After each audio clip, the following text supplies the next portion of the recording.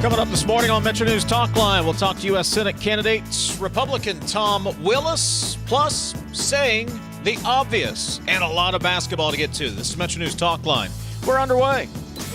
Not attempt to change the station. You are surrounded. We interrupt this program to bring you an emergency news bulletin. Repeat, this is an emergency bulletin. Keep your radio turned on. From the studios of WVRC Media and the MetroNews Radio and Television Network, the voice of West Virginia, comes the most powerful show in West Virginia. This is MetroNews Talkline with Dave Wilson and TJ Meadows. Check set lineup link. Activated Telos telephone. Switch network control from Charleston to Morgantown. Stand by. Q Dave and TJ. You're on. MetroNews Talkline is presented by Encova Insurance, encircling you with coverage to protect what you care about most. Visit Encova.com to learn more. Good morning. Welcome inside the Encova Insurance Studios. Dave Wilson with you in Morgantown. TJ Meadows is in Charleston. We appreciate you being part of the program. If you're listening in on one of our great radio affiliates across the state of West Virginia or watching on the MetroNews TV app. Gang's all here. We're ready to get another week started. Sophia Wasik is our audio producer this morning, and Jake Link is our video producer. You can be part of the program at 800-765-TALK, 800-765-8255. Text the show at 304-TALK-304. We've got a loaded second hour coming up. We'll talk to one of the men who was on site at UBB, the incident commander, coming up in the second hour of the program. At 11:06, having a moment. Bear with me. David Hodges will join us. Eben Brown, the latest on the Artemis mission. And we'll talk to Meredith, Maier, and Peyton Illderton from the Marshall women's basketball team. They won the WNIT. Kyle Wiggs with an update on the WVU men's basketball team that won the college basketball crown over the weekend. That's all coming up second hour. Tom Willis, U.S. Senate candidate, will join us bottom of the hour. Morning, TJ. That's a lot. It's a lot. Morning, sir. Let me do what I do, which is just put the numbers out there and get us all in a good mood. I'm looking at crude. The markets are not buying what they're being told. Market isn't buying that this is going away in Iran. 112 a barrel for West Texas. That is very high. I look back, 2022, it was 120 a barrel. And then this. So we got a long way to go, and the prices are still going up. So we'll see what Trump says today in the Oval, or wherever he's going to address the nation from there at the White House. But the market, it's going up, and it continues to go up this morning. So I don't know that they're buying whatever they're hearing or buying that this is going to end anytime soon. Get you a bicycle. There's my advice on that matter. Good deal. It used to be that, things were just known. They were obvious. They didn't need to be said. And, well, it's 2026, so it seems that things that were once obvious need to be said. Members of the West Virginia State Bar, the agency that regulates training and ethics for attorneys across the state, will be asked later this month to consider a resolution explicitly supporting the rule of law in the United States by reinforcing judicial independence. The State Bar will vote on that resolution during its meeting in Charleston, April 20th. Longtime attorney George Carenbauer drew up the resolution. He joins us on MetroNews Talkline this morning. George, good morning. Thanks for joining us. Good morning. It's good to be here. Thank you. Glad you could take some time. So, George, I said the proposed resolution doesn't seem like something that needs to be said or needs to be affirmed. So why do we need to say it out loud in 2026? Well, because I think the independence of the judiciary is in a state of crisis, and judges are being targeted largely on social media and being threatened simply because of their rulings. And I filed this motion for consideration on March the 5th, but only 12 days later, the Chief Justice of the United States, John Roberts himself, was given an interview and said that these threats are dangerous and they need to be stopped. So this is very serious, and I'm hoping that the State Bar will reinforce what you say are obvious concepts, and so that the public understands how serious the crisis is, and that lawyers have a responsibility to defend the integrity and independence of the judiciary. George, good morning. Thanks for joining us. Let's get right to the point. Do you blame this heightened environment on the president? Do you blame it on someone else? Who's responsible for where we are today? Well, I think it's the executive branch writ large. It's not any one individual, but the administration, the actions of the administration going before courts, and courts are then admonishing certain people within the federal government, agents of the federal government, and then they're getting blowback simply for their rulings, and they're just ruling as the law is written, and then they are being personally threatened. And when I say personally threatened, I mean physical threats against them and their families. So it's incredibly serious. One point I want to make is that this is not simply confined to the federal court system. The same thing could happen under the West Virginia Constitution. So the principles are the same across the board, whether it is the federal government or the state government or the governor's office or the presidency or the Department of Justice or the Attorney General's office. The principles are the same, and the alert needs to be sounded now while active threats are being made. Talking to George Carenbauer, a longtime West Virginia attorney, has drafted the resolution for the state bar to take up later this month to explicitly support rule of law in the U.S. and in West Virginia. George, I would make a pretty good argument. I think you could make a pretty good argument that all three branches of government have lost the confidence or have lost some sort of confidence among the public. How can the judiciary, how can the courts regain that confidence in the public? Well, I think it's part of our responsibility as lawyers to help them do that. They are doing their best.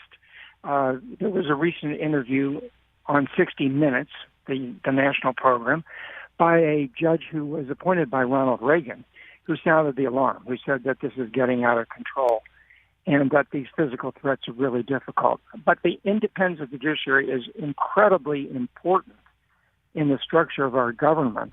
We cannot have either the legislative or executive branches go unchecked, and it's the judiciary that provides that check. I want to talk about the tenets of the resolution that you penned, specifically rejecting executive immunity from review. The Supreme Court they've weighed in on this matter. Trump versus United States back in July of 2024. Broadly speaking, there were three tiers, or it was a three-tier framework: absolute immunity, presumptive immunity, no immunity. So for actions within the president's core constitutional powers, he or she would enjoy absolute immunity. For official acts within the outer perimeter of duties, presumptive immunity. Outside unofficial private acts, no immunity. Did the court get that right, or as part of this resolution, does that need to change? Yeah, actually, that concept is not contained in this resolution. Okay. And so that's not being addressed. It's the independence and integrity of the judiciary, and not specifically the immunity argument made by the executive. That is not contained in this resolution. So this resolution is narrower than that. But it does contain one other concept that's important today, and it's very specific to the state bar. The Department of Justice about a month ago issued a rule that basically said that Department of Justice lawyers should pretty much be exempt from ethical investigations by state bars. And they put that out as a proposed rule that comments are due today. And that would suppress or forestall investigations by state bars into Department of Justice lawyers in their state. Now, as far as I know, Department of Justice lawyers in West Virginia are exemplary. Judge Goodwin issued a ruling recently in which he said that. But that's not the case across the country, and lawyers from other parts of the country could be assigned to West Virginia. So one of the ideas within this resolution is that the state bar can regulate the lawyers in West Virginia. It can do its own job. It doesn't need to have some other agency carve out lawyers who are not subject to disciplinary review by the state bar itself. That argument could be made by anything. I was in a big law firm. The law firm could say, well, we have 300 lawyers. We'll take care of ourselves. The Attorney General in West Virginia could say, we've got 70, 80 lawyers. We don't need the state bar to review our ethics. So I think that's another very important concept that should be addressed by the state bar, that Department of Justice lawyers are not outside the bounds of the ethical investigations by the state bar, which licensed them, the state Supreme Court licenses them. George, you kind of answered my next question, but are there any examples in West Virginia where the independence of the judiciary, the judicial branch, has been encroached on? Not that I know of specifically, but what I can say is that the judges in West Virginia, there's several of them, who've been issued rulings of the type that could inflame the social media. And so it's very concerning that their independence could be brought into question if they were under some kinds of threats. And I don't really even want to say the specific rulings because I don't want to draw attention to them. But the West Virginia is not exempt from judicial review of very hotly contested issues. Does this make someone who would be an excellent jurist, would be great on the bench, want to reconsider? I hope not. I think the whole political system is such now, it's so polarized that I think a lot of good people are reluctant to enter the political realm or even the judicial realm. I certainly hope that the judiciary, people that I know some people in the judiciary, and they have held themselves out. They have done the right thing. They have issued the rulings that are correct under the rule of law, knowing that they may be subject to threats. But people are pretty strong, and I think there's a lot of lawyers. And the West Virginia judiciary writ large, the federal judges, the state judges, they're really good people. I mean, I'm not saying this because I practice there, but they are very good and strong people, and I think we have really good candidates, both Republican and Democrat, appointed by presidents of both parties, that have done the right thing. They have stood up against this kind of criticism, and they have to know that there's some potential of threats against them, and yet they're doing the right thing. Talking to George Carenbauer, as members of the West Virginia State Bar will be asked to take up a resolution supporting judicial independence when it meets later this month. George, what will it say to the public? What will it say to elected legislators? What will it say to the executive branch if the bar passes this resolution? Well, I think it just is totally consistent with the ethical obligations of members of the bar. You know, the West Virginia State Bar is actually an agency of the court system itself, so it's basically defending itself. But it's to let the public know that there are three different branches of government, and the judiciary needs to be independent. It needs to have the latitude to do what they know to be right. And so I think that this goes in a way to help advocate the public's understanding of the role of the judiciary. Practically, what do you hope happens? It's a resolution, it passes. What outcome do you want to see in terms of furtherance of that resolution? Well, do you want to see something in law codified, or what do you want to see? No, what I want to see is that, especially public officials, one of the points in this resolution is that public officials have a higher obligation. Public officials are much more likely to be questioned about this sort of thing, and that my hope is that when public officials are asked about it, that they will defend the rulings of the judiciary and say that the proper procedure is to go through the appellate process. It is not to call for the impeachment of a judge just because he or she ruled a certain way. So in many ways, I think the focus is on public officials who are lawyers. George Carenbauer, longtime lawyer here in West Virginia. He drafted the resolution that will be taken up by the West Virginia State Bar when it meets in Charleston later this month, April 20th to be exact. George, we appreciate you coming on and sharing your insights today. Thank you. Okay, thanks very much. It was great to be with you. Thank you. Absolutely. Enjoyed having you. Coming up, we will talk to U.S. Senate candidate Republican Tom Willis. Joins us bottom of the hour. This is Talkline from the Encova Insurance Studios.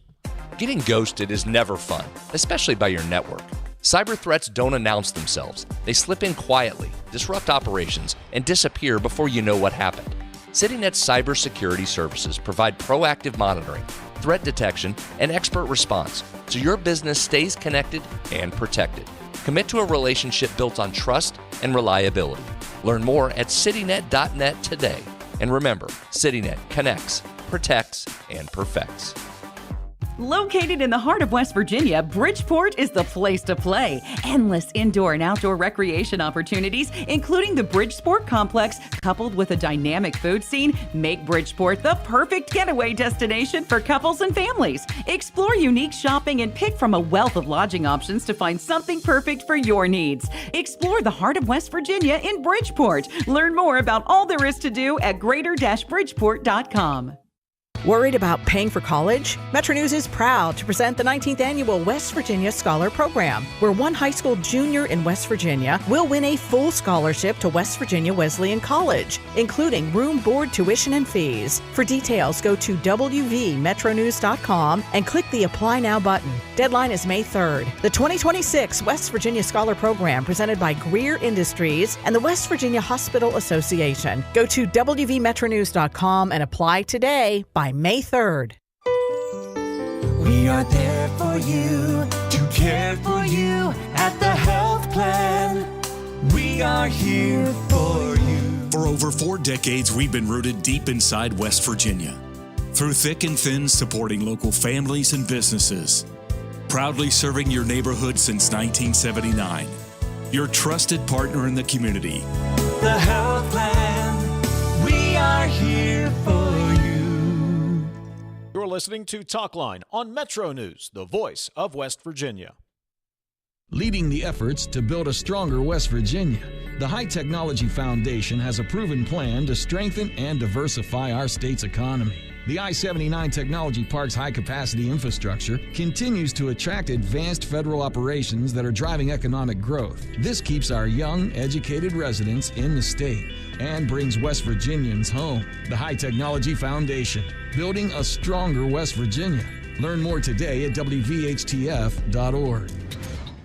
Across West Virginia, hospitals are always here, healing, helping, and standing strong for our communities. Hospitals save lives and build livelihoods. They're among our largest employers, with a passionate workforce of 54,000 West Virginians. Hospitals are economic drivers, contributing close to $17 billion to our state's economy and working to ensure access to care for all.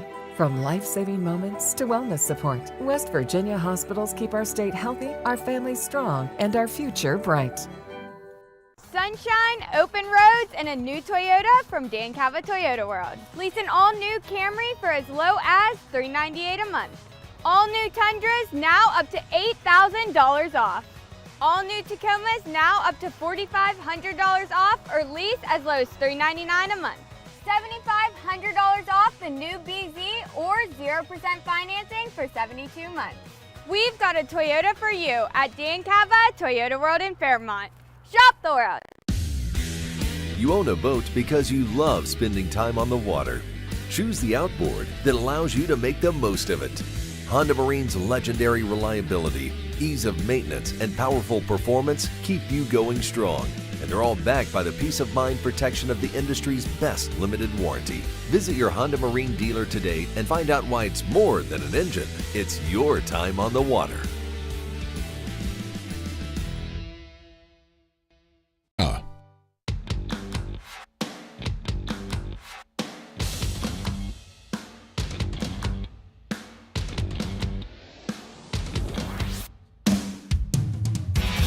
MetroNews Talkline is presented by Encova Insurance, encircling you with coverage to protect what you care about most. Visit Encova.com to learn more. Berkeley County Senator, U.S. Senate candidate Tom Willis joining us 5 minutes from now. 304-TALK, 304 is the text line, 800-765-TALK.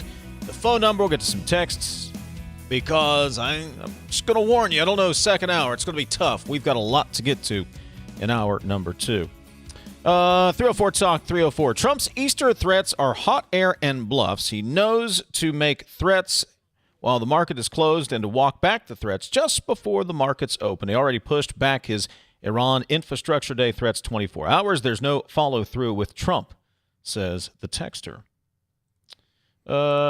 Your guest is just another liberal claiming threats of violence by conservatives when he ignores the actual killing and violence of liberals. Never heard from Mr. Carenbauer when Charlie Kirk was murdered or 2 assassination attempts on the president, says John. The hottest issue regarding West Virginia judges in West Virginia was an attempt to be minimized by the legislature. That case went to the U.S. Supreme Court. Judges prevailed. Oh, boy, that's a long one. Let me get back to that one. Just try to read through them a little bit before I start going through them on there. Just one thing I want to point out to the texter's point. Look, this isn't a Republican or Democrat issue. Quite frankly, it happens on both sides where we see, and this is the world we live in, TJ, when a judge issues a ruling, whether it's the highest court in the land or it's the circuit court. Well, what party are they? Who appointed them? How'd they get there? And it's automatically assumed, I won't say automatically, at least in the social media sphere, Podcast Landia, these kinds of places, if the judge ruled opposed, if you are opposed to the judge's ruling, they must be corrupt, the system must be broke, something has to be done. And quite frankly, lawmakers on both sides fuel that fire. Yes. And I do not believe there is anything wrong with questioning or expressing your disappointment in a ruling as a public official. I do believe it is beyond wrong. I think it's irresponsible when you say judges are crazy, they're criminals. That doesn't help anything. That just stokes the fire, to your point, and it becomes something that you can run on and raise money on, especially when you are the one that appoints a lot of the judges. I mean, they're appointed by a conservative, and then you have another conservative that wants to bash them and take that line. We have to be better than that. We have to understand that our system is better than that. And I'm not saying you shouldn't be disappointed in a ruling. I'm not saying you shouldn't oppose a ruling or appeal it if you have the opportunity. But what I'm saying is to say that these folks are criminal and they're not adhering to the rule of law and an interpretation of law, I think that goes too far, especially when it comes from our public officials. And that's why you have to have resolutions kind of stating the obvious, which this kind of resolution states the obvious here. With the State Bar.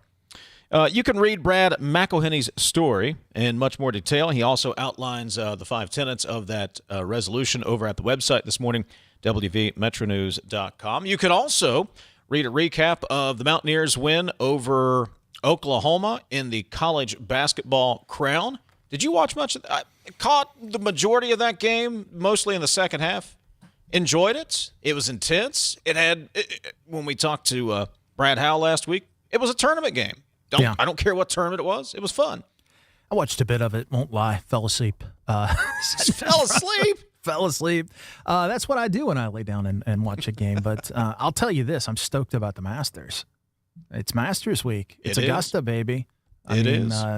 Coverage starts today, I think, around 2 o'clock and just rolls through the week. So that's what I'll be watching. Have you ever thought about, if you were the Masters champ, you get to pick the dinner. You get to pick the menu for the Masters Champions Dinner, which is what, Tuesday night, I believe? Yeah, I'll have to look. You ever thought about what you would have on the menu if you were the Masters champ? I think it would be a filet. I think it would be a potato. I think it would be like some kind of rice or corn. I mean, it would be a very listen, man, Ron Swanson kind of meal. We would go full-on West Virginia cuisine. I would make the people at Augusta just shirk when they rolled out the squirrel and squirrel gravy as the main maybe we go appetizer. Squirrel for appetizer, some sort of a venison dish for the main course, I think is what we would do. You can have this steak or that steak if you're having a steak. That's the way I would do it. It's Talkline on Metro News for 40 years, the voice of West Virginia. It's 10:30. Let's get a news update from the Metro News Radio Network. Find out what's happening across the great state of West Virginia. West Virginia Metro News, I'm Jeff Jenkins. A different approach to keep a school open in one Randolph County community. Supporters of Tiny Harmon School, scheduled to close at the county school level after this school year, hope to use the Hope Scholarship to form a student body and keep the Harmon School open. Harmon Education Association's Dan Butcher says they have 96 students currently enrolled in Harmon K through 12. We would not expect all of them to remain, and some will be homeschooled that are going to public school this year. Some may choose to come to Elkins. Some may choose Tucker County. but we anticipate a number of those students wanting to remain in Harmon. Read more about the plans at WVMetroNews.com. State leaders learning more about AI. Focus Forward Minds and Machines, a one-day gathering to take a deep dive into AI, was held with members of the business, education, medical, and government community in Morgantown. Executive Director of the Public Education Collaborative, Donna Peduto, says AI presents challenges, but we should be one of the states leading in the use of the technology. I think the theme throughout the day is it's not going away, and we have to learn how to use it. We have to embrace it. This was the 8th annual Focus Forward event. I'm Mike Nolting for WVMetroNews.com. Back to school this morning for several county school districts that had last week off for spring break. You're listening to Metro News. For 40 years, the voice of West Virginia. Looking to advance your career without putting life on hold? Earn your MBA from Glenville State University in as little as 18 months. Choose from in-demand concentrations like artificial intelligence, cybersecurity, and healthcare administration. Whether you're leading teams, analyzing data, or protecting digital systems, our programs are designed for working professionals who want flexibility and results. Take the next step with an MBA from Glenville State University.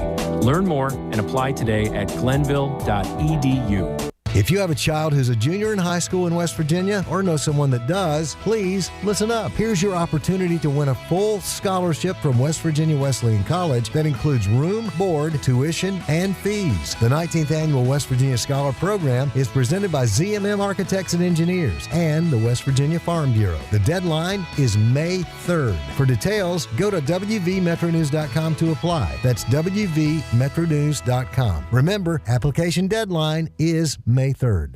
We could get some more information today about a bad wreck that happened on Quarter 8 Saturday near the Randolph-Barber County line. The crash involved an ATV. It closed the road for a few hours. Marshall women's basketball coach Julie Folks says she won't soon forget the atmosphere inside the Cam Henderson Center Saturday afternoon when the Marshall women defeated Illinois State for the WNIT title 66-41. It says two things. It says some, great things about Huntington and Marshall and the community and how they support. And it says a lot about this group in terms of how they play. It was a sellout at the Cam. From the Metro News Anchor Desk, I'm Jeff Jankin.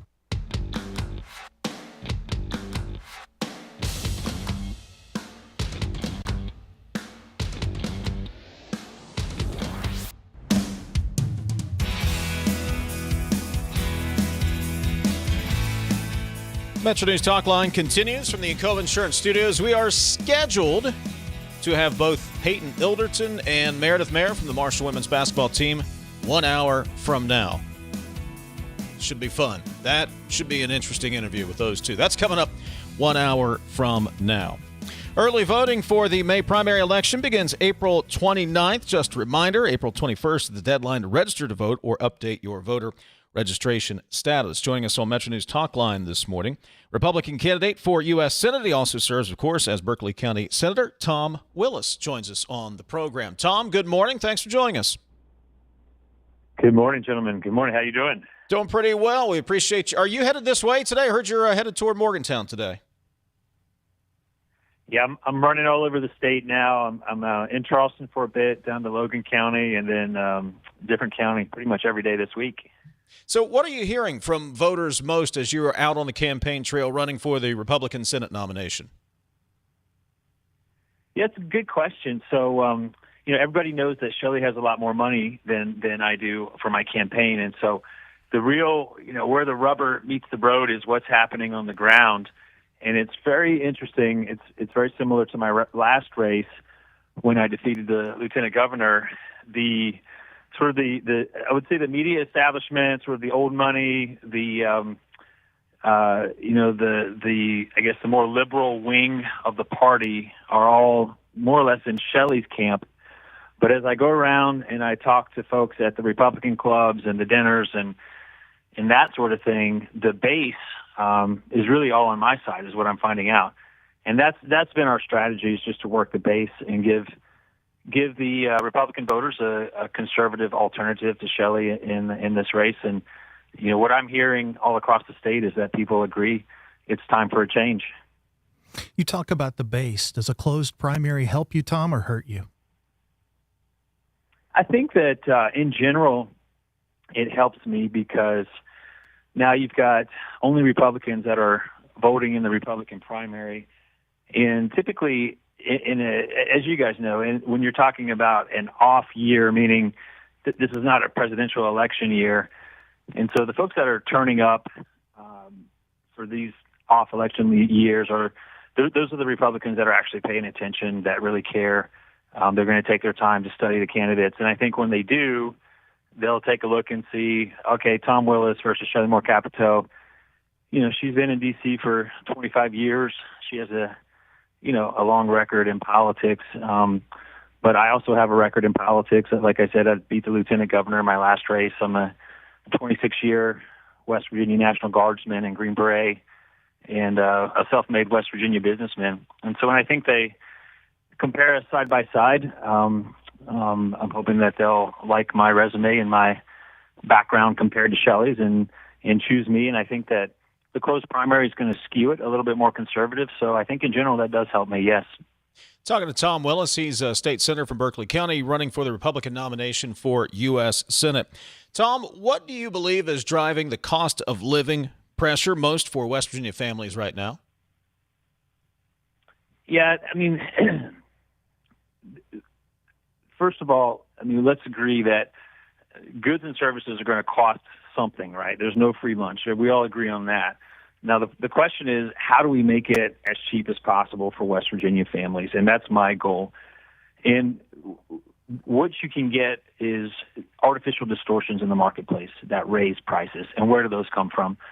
Well, those come from a lack of competition or government overregulation.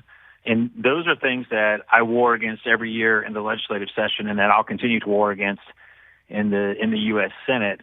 This past session, I had a bill that I drafted, I sponsored personally, and it was just, honestly, it was just I stole it from President Trump, but we just had not implemented it yet in the West Virginia State Legislature. And it was a bill simply that said, for every regulation that a state agency proposes, they should propose two that we can delete from the books. So we try to get the number of regulations on West Virginians down to a minimum. And the fewer regulations we have, the more the streams of commerce can flow. We open up the arteries, competition, goods and services flow, and the prices come down. And so there's a lot of distortions in the marketplace across the board on vehicles with the EPA mandates from the Obama administration, the green new energy, which uses taxpayer dollars to subsidize, energy sources against our coal and natural gas in West Virginia, healthcare regulations that prevent cross-border competition. So there's a slew of things, but it comes down to unnecessary government interference in the marketplace in a lot of instances. Why do you believe Washington hasn't already acted on those, Tom? Especially, anti-regulation or scaling back regulations has been a longtime conservative staple. Why do you think Congress as a whole hasn't been able to do that? And how would you address the lack of or the inability, I guess, to change that policy? Yeah, that's a great question, and I think it's why voters in general are frustrated with politicians. It is hard to get common sense things done. And you guys, I see you guys in the Capitol during session, and you understand as well as I do. The place is full of lobbyists, and it always cracks me up because basically every lobbyist I talk to, they give the same story, right? It's basically, let me tell you why my client's narrow economic interest is really in the best interest of all West Virginians. And the same thing happens at the U.S. congressional level. And so this is why we need to elect people to the state legislature and then also to the U.S. Senate, in my case, folks that are there for the right reasons, right? And you have to look at the track record. Like, do they have a record of serving other people? In my case, I've got a record of serving West Virginia for 26 years in the West Virginia National Guard, and I've had muddy boots on flood duties all over the state, from Wheeling to Webster County and many places in between. And I'm a self-made businessman. And so what's the worst case scenario for me? I get voted out of office at some point. Okay, that's fine. I love spending time with my family. My businesses are very successful. And so I have the freedom to vote in a way that's best for West Virginia. But if you have a career politician and someone who never had a business, never had a job really outside of politics, like Shelley, and they've been there for 25 years, this becomes their identity, this becomes their source of security, and they're beholden to the swamp. And that's a microcosm of Tom Willis versus Shelley Moore Capito. But you're seeing that across the board at the state level and the national level, and that's what folks are talking about when they talk about the swamp. And that's why it's important that West Virginians elect someone who's not accountable to the swamp, like me. Talking to Tom Willis, Berkeley County State Senator, and then one of the Republicans running for the U.S. Senate nomination for in the Republican primary coming up April. That's early voting begins April 29th. Primary is May 12th. Can't even read my own handwriting this morning. Tom, as you know very well, over in the Eastern Panhandle especially, data centers are a big issue. They are energy hungry. We are an energy state. What specific federal regulations do you believe is holding West Virginia energy policy back? Yeah, so that's sort of a two-part question. And as far as the federal regulations, I was very pleased to see the Big Beautiful Bill gut the subsidies for the Green New Deal energy programs. I'm not opposed to any source of energy, but I am opposed to government putting its finger on the scales and favoring one energy source over another. And I just want to make sure that West Virginia Coal and West Virginia Gas competes on a free and fair playing field. And, you know, before all of these Obama era war on coal regulations went into effect, you know, back in the early 2000s, West Virginians had some of the lowest electric utility rates in the country. And then after the war on fossil fuels started in earnest from the Democrats, you know, now we're seeing skyrocketing electric bills for families all across the state. And so that's something that we have to continually war against, this false ideology that fossil fuels are somehow inherently evil. And look, with regards to, you know, the rules on data centers, I think there's a lot of misconception that data centers somehow aren't subject to environmental regulation or energy regulation. And so with the data center program that's in West Virginia, those data centers are still subject to all environmental regulations at the EPA level, at the state DEP level. And so there's no business that's going to come in and just have a free hand to pollute West Virginia in any way at all.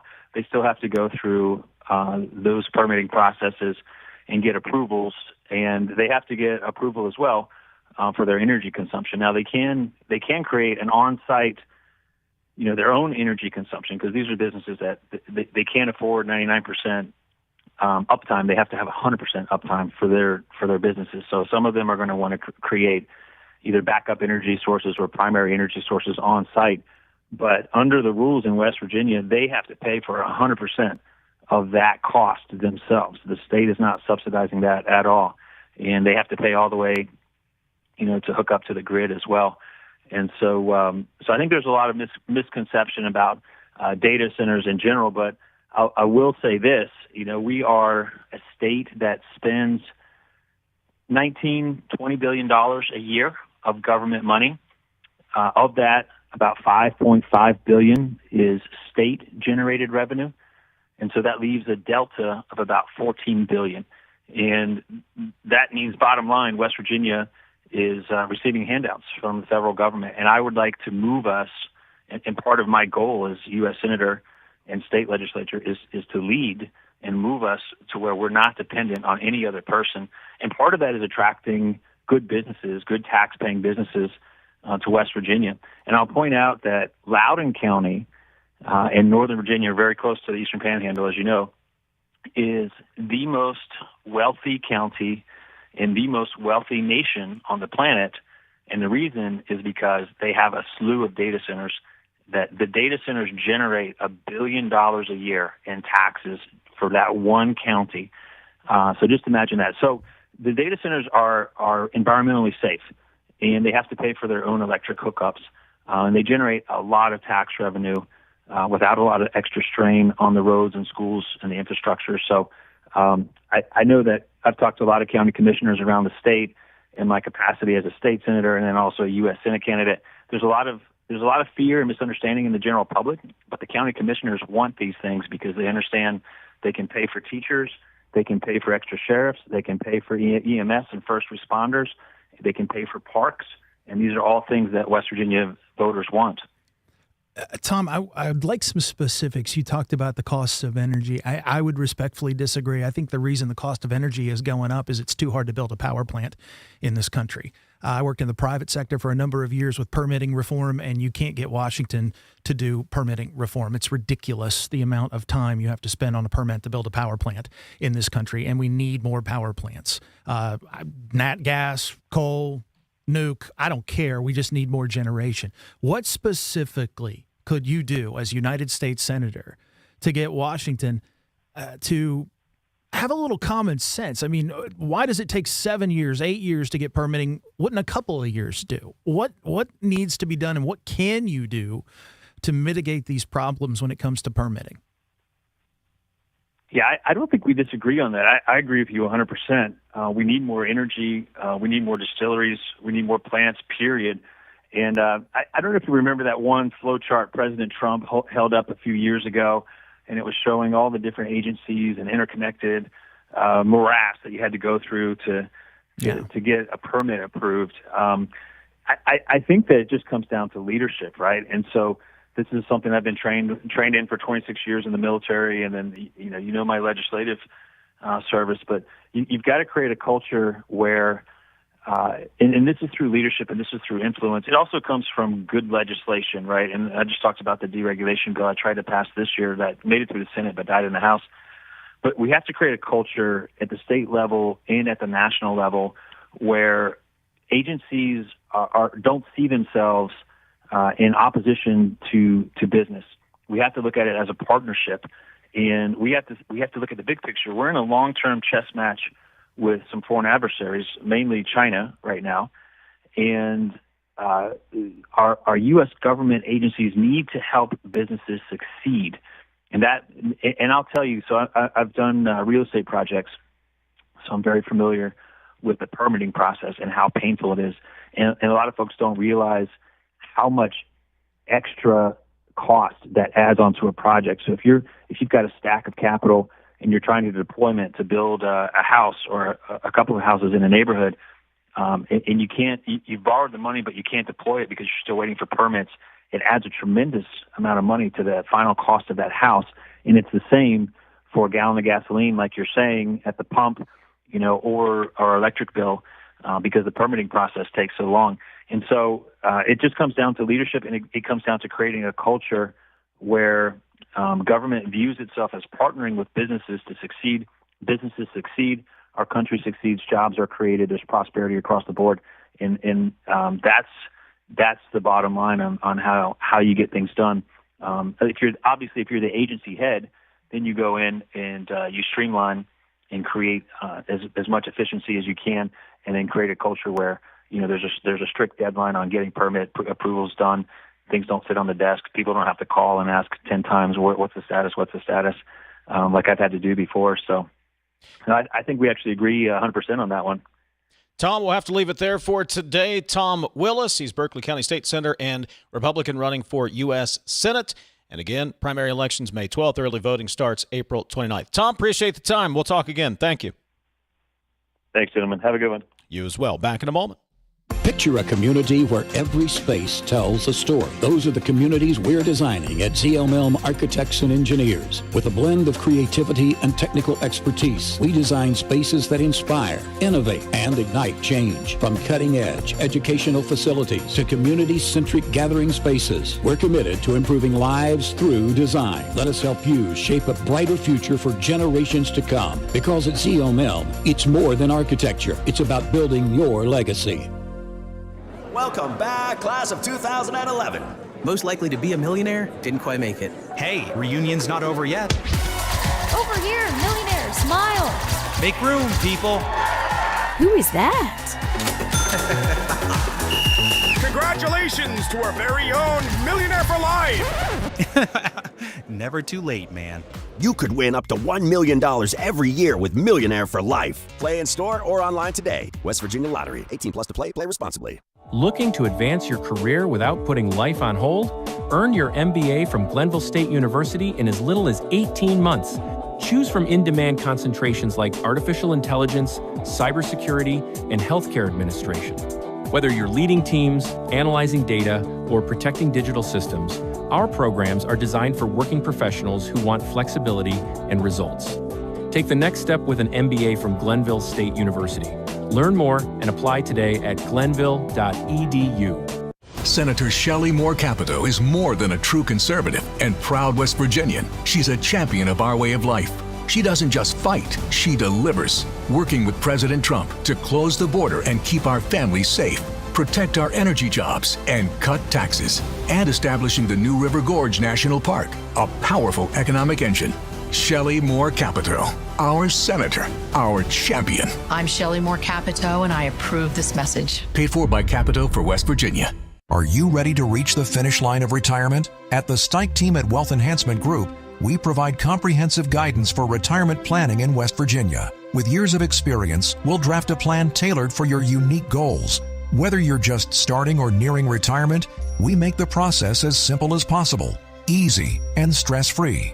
Visit wealthenhancement.com/Stike to set up a complimentary consultation and get started on your plan today. Let's work toward your dream retirement together. You're listening to Talkline on Metro News, the voice of West Virginia. There's often an assumption that my nasal congestion, my sneezing, my runny nose, these are just things that I have to live with. A lot of times patients will tell me, I've tried every allergy medication, every nasal spray, I've done it all, doc. And then I'll frequently say, what about this? You need to come to the WVU Medicine Sinus and Allergy Center. If those things haven't worked, there are new options, new treatments. There's probably something we can do to help. You don't just have to live with those symptoms. You own a boat because you love spending time on the water. Choose the outboard that allows you to make the most of it. Honda Marine's legendary reliability, ease of maintenance, and powerful performance keep you going strong. And they're all backed by the peace of mind protection of the industry's best limited warranty. Visit your Honda Marine dealer today and find out why it's more than an engine. It's your time on the water.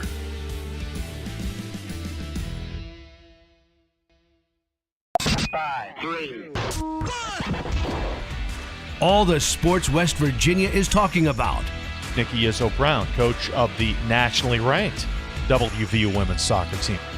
I think they're just having a very good understanding of each other. Join Kyle Wiggs, Brett Howe, and Coach Hunter weeknights for Sportsline on Metro News Television. Available on mobile, Roku, Fire TV, smart TVs, and online at WVMetroNewsTV.com. Longer days, warmer drives, and better deals at Dan Cava GMC. Hit the road in one of our new luxury GMC Acadias. Take your pick from our massive selection. Now up to $5,500 off select new Acadias and 3.9% for 60 months. The great deals continue with our large selection of quality pre-owned vehicles. All this and more at Dan Cava GMC in Bridgeport. Shop the world.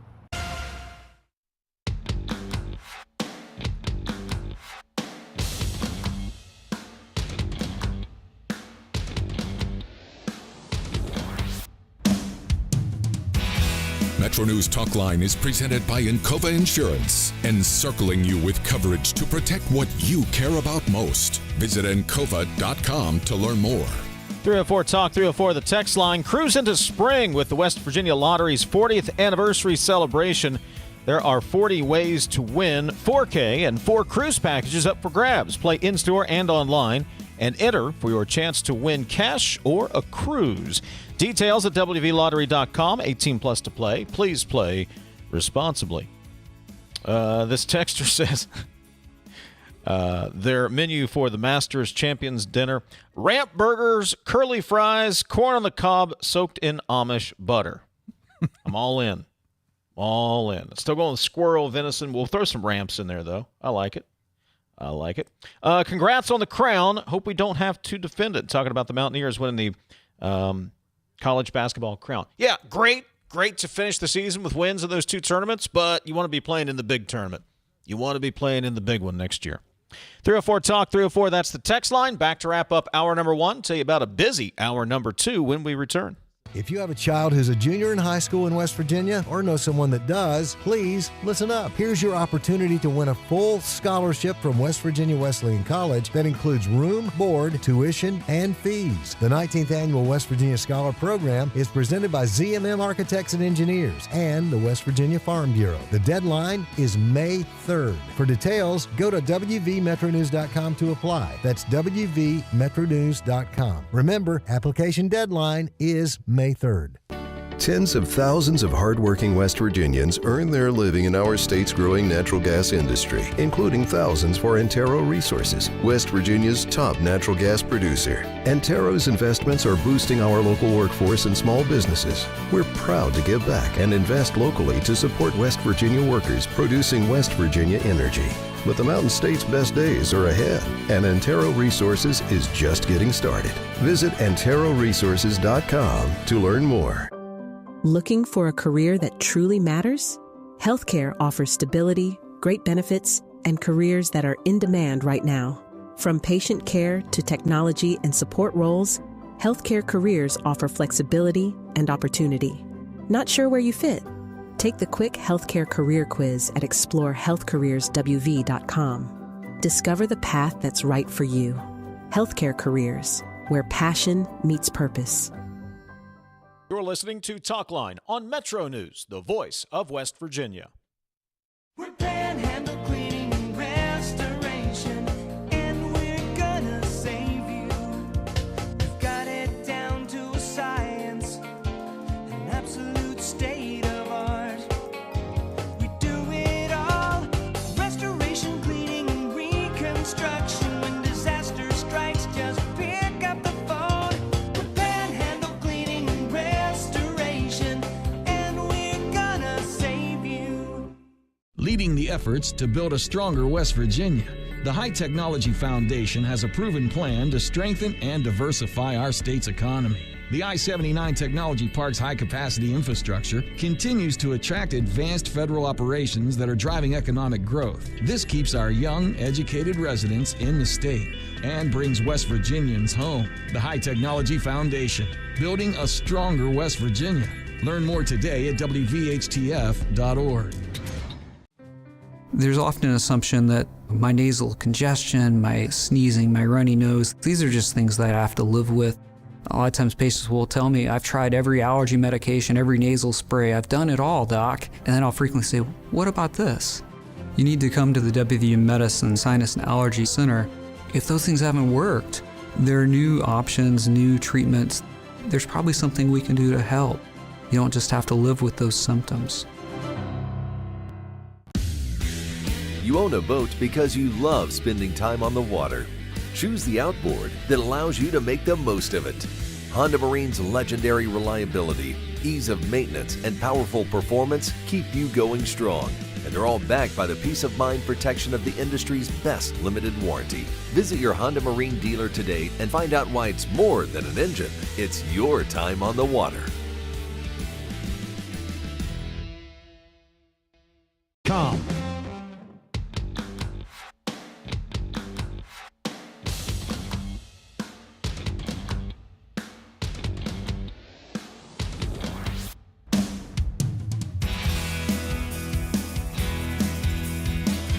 Well, if you thought the first hour was quick, wait till you get to the second hour of the show today.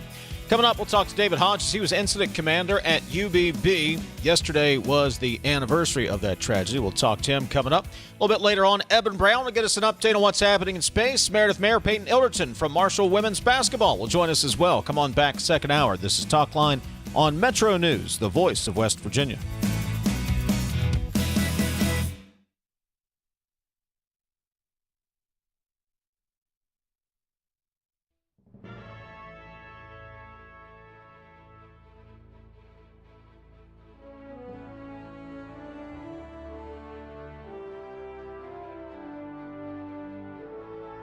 Hoppy Kercheval, 5:55 a.m. How early did you get in that day, by the way? Probably 3:30. Probably 3:30. How long did you do sign-on shift? I signed on like 7 years. Not all. 6 days a week for 7 years. Lightweight. I know.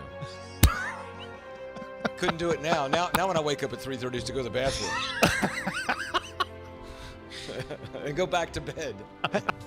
Welcome to the 2 o'clock hour, Metro News Midday, powered by Salango Law. Visit salangolaw.com on a Wednesday, and I apologize because Stephanie Pauly is our producer, one of the producers of the show, and normally she has everything. We have a thing we call the run sheet, when we have who we're calling and what we're doing and so on. And so and Stephanie, I don't even know whether you know this, I did the run sheet today, and I put the wrong date on it. I put 2025 on it.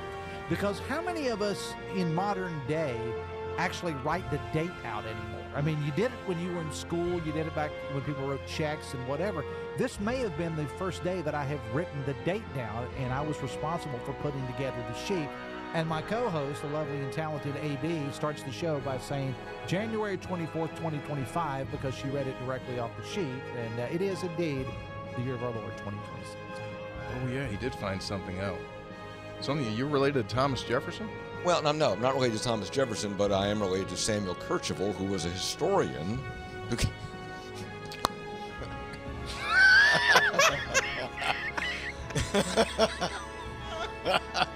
I'm going to tell you something about Samuel Kercheval. Him and Jefferson out smoking corn silk. Kercheval told him, Thomas, I don't know about this country. Might want to start again. He could. So I don't have a monitor here, so I really can't see what happens at the beginning of the show. Mm-hmm. So at what point do I pop up? When the music starts and Mr. Announcer comes on? Yeah. So they see all the little panic things that I do that I'm still in the process of setting up? Yes. They see you shuffle about uncomfortably. They see you blow the dust off your headphones. They see you put in like 2 cough drops at the same time. Oh, yeah. I don't do 2 at the same time. Yeah. Okay. All right.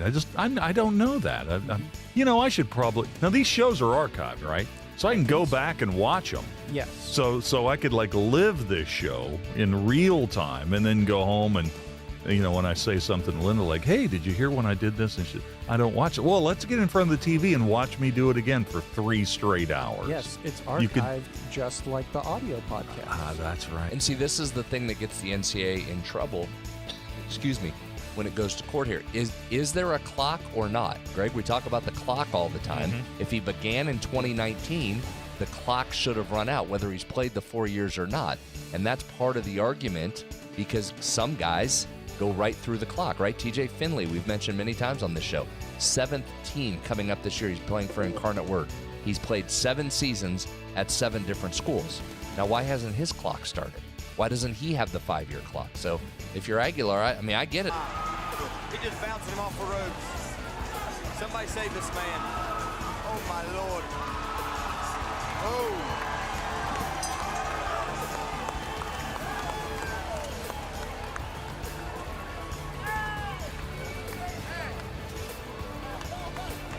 Very nice, very nice.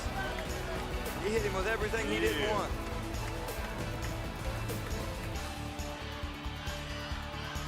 Yeah. 10 seconds remaining. There'll be a direct snap here. Snap back, it's Tyler. Tyler fakes the run. He throws, he's got an open man. Pass top 10, 5, end zone. It's a touchdown. Pulled in by Nestor. 3 seconds left. Are you kidding me with the play call right there by Kevin Whiteman? Again, forget the game-winning field goal. Whiteman says, we're going to try and win this thing right now. The direct snap to Tyler sucked everybody up, and Nestor slips behind. What an unbelievable gutsy play call, and then perfect execution by these Falcons. Things aren't always going to be great. And sometimes, you can work really, really hard and it's still not great. You're still not successful. But, if you continue to do it, one way or another, things are going to be, work out. You're going to be successful. And it may not be in the world's eyes, but, God's made us this way. He's blessed us with so many things. And I think that's one of our attributes that we need to have is we're going to continue to work. We're going to continue to work hard. And if it doesn't work out exactly how we want, just keep plugging away because God's got better plans.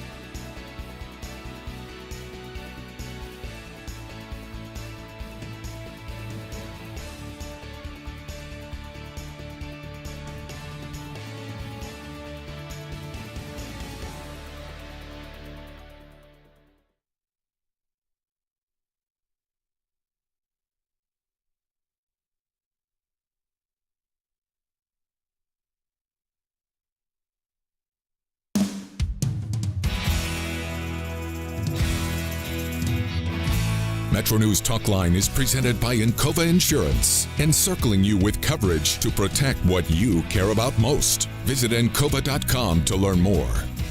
MetroNews Talkline already in progress from the Encova Insurance Studios. Good morning. Dave Wilson in Morgantown. TJ Meadows is in Charleston. Our phone number is 800-765-TALK. You can text the show at 304-TALK-304. Got a busy second hour coming up. Eben Brown, Fox News Radio, will get us updated on the Artemis space mission. I believe the astronauts will be getting a good look at the moon today. We'll get an update from Eben. Kyle Wiggs will stop by. Mountaineers won the college basketball crown tournament out in Vegas yesterday. And we'll visit with Meredith, Maier, and Peyton Illderton from the Marshall women's basketball team, which won the WNIT on Saturday. So lots to get to this hour. Please say good morning once again to TJ Meadows from the Charleston studios. Good morning, TJ. Good morning, and let me be clear. We could have goldfish and crackers at the Masters dinner, because if I'm there at the Champions dinner, that means I have a green jacket. I do not care what the menu is as long as I'm there. I just want to be clear about that. Well, you know what? Things we may not have to worry about. I'm just saying, TJ. I know your game's good. I know your game's good. It ain't that good. And it never will be. You ever had the opportunity to play there? No. Man, what I wouldn't give. What would you give? Oh, man. I mean, you know, you got to know the right people. I don't know those people. I call up Warren Buffett. I think he's a member. Be like, hey, Warren, or Condi Rice is a member. The membership list in and of itself is pretty secret, but some of these things have trickled out. But, oh, man, just, people get to a certain point and they say, after that, I'll just quit. Mm-hmm. I may never play another round of golf again if I got on Augusta. I may just say, you know what, it doesn't get any better, and I'd move on. Yeah, Masters Week getting started. We were talking about the Champions Dinner earlier. We were setting our menus for something that we'll never really have to worry about. But nonetheless, it's fun. It's fun to talk about. Yeah. All right, coming up, it'll be fun. We'll get to visit with Marshall women's basketball. Peyton Illderton, Meredith, Maier, and Kyle Wiggs will talk about the Mountaineers winning over in Las Vegas last night as well. Well, yesterday marked a tragic day in West Virginia history. It was April 5th, 2010. An explosion at the Upper Big Branch mine claimed the lives of 29 coal miners. Yesterday marked the 16th anniversary of that tragedy. David Hodges was incident commander at UBB. He joins us from the Charleston Encova Insurance Studios this morning. David, good morning, and thanks for joining us. Good morning, gentlemen. When this time of year rolls around, David, and April 5th hits, what goes through your mind? It's tough. It's something that I don't think I fully healed from. It's a very emotional topic for me. I take great pride in it. I still live in Whitesville. I work here at the Charleston Fire Department. I've been here for 22 years. But I still live. I live about quarter of a mile from the monument, so I pay my respects continuously. But this time of year is a very somber time. A lot of reflection, a lot of routines that I do during the day of the anniversary. It's a story that I don't want to ever not be told. I could talk about it for days and days and days. Just getting out here and interacting with folks and wanting someone to carry on this tradition of paying their respects to these miners. So full disclosure, I've known you for a long time. You and I grew up in the same area, went to school together. You lived and still live in Whitesville. I lived a few miles down the Coal River in Sylvester. You have to drive by that every day. Did you know any of the miners? I did. We had went to school with one of them, and a few of the others I knew from the community. Yes, absolutely. And being someone that was involved with emergency services there in Whitesville at the time, a lot of these guys, I was training with the mine rescuers teams, helping them out a lot just on the side, going over first aids and doing annual retrainings with them. So a lot of these guys I had routine interactions with. Mm-hmm. Do you ever get that out of your mind? No, not at all. It's something that's weighed on me from that day. Again, I still don't think I fully have processed it and closed it out yet. The fact of 29 men losing their lives at one time in small town West Virginia, it's overwhelming. It's there's no other word saying but overwhelming. Talking to David Hodges, he was incident commander at UBB 16 years ago. David, when that call initially comes in, there's been an explosion, there's something that's happened at this mine. How do you as a first responder process all of this going on and then have to kind of turn your mind off so you can do your job? Yes, you shut off all the outside noise. When the call originally came out, if you've ever listened to the audio, you can hear me just trying to gather resources. Being a small town in West Virginia, we've seen it even recently in recent legislation about trying to get funding for EMS and provide more EMS coverage for communities. I knew that there was no ambulances available in the Whitesville community. The closest one was coming from 26 miles away.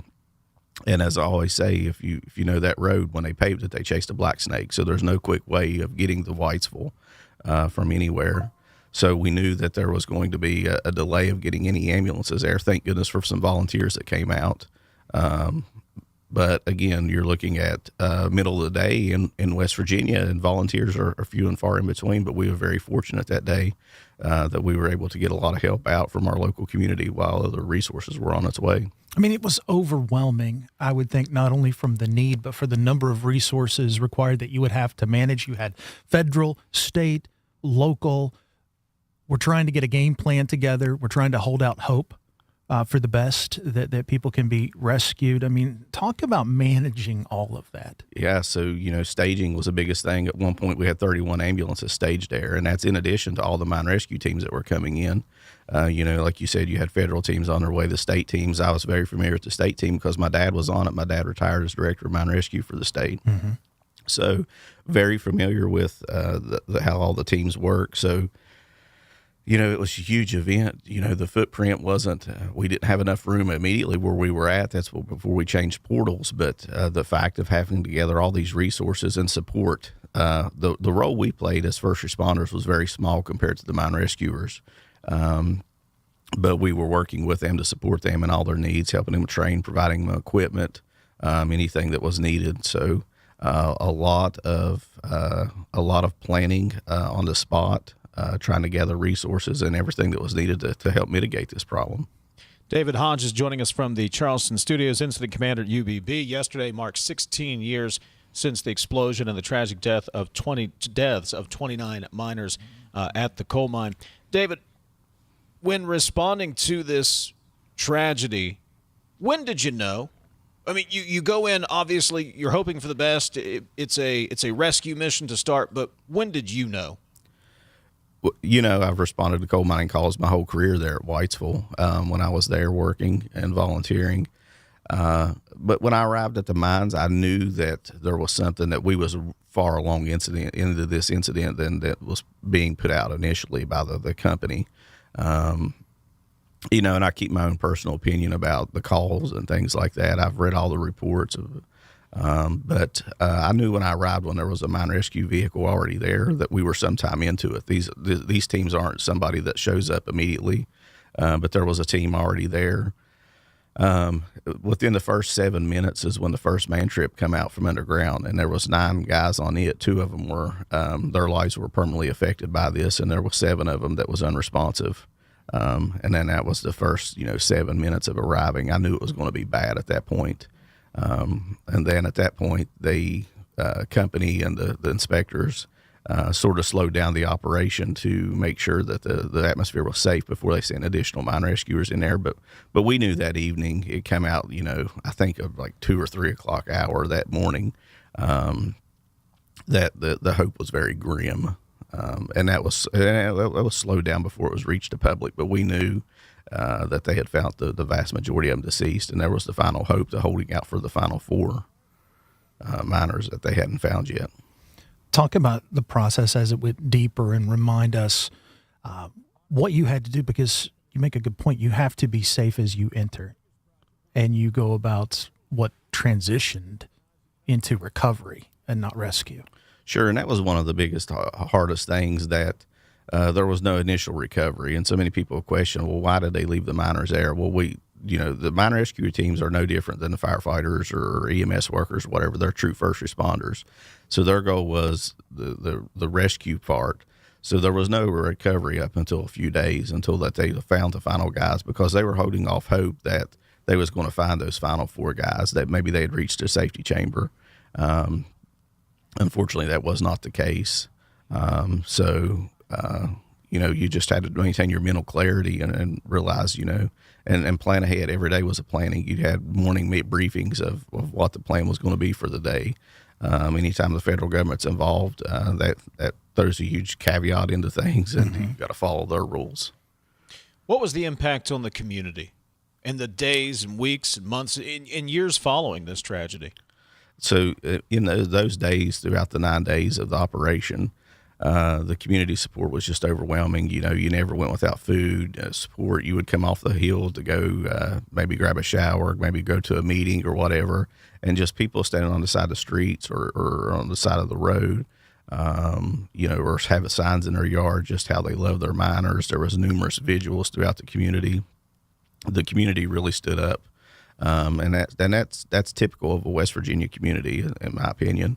They really stood up and showed their support. Everyone in the community probably lost someone that they knew or they had some kind of connection to. So they really stood up.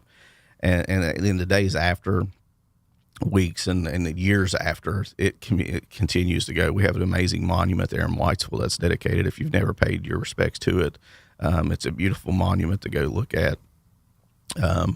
But and it's always maintained. People pay their respects to it. It's a very, I guess we could call it a tourist attraction for there. We see a lot of motorcycle traffic, a lot of ATV traffic, and it's not uncommon on the weekends to drive by and see a lot of folks visiting that monument. So it's something that's always going to be remembered by the community.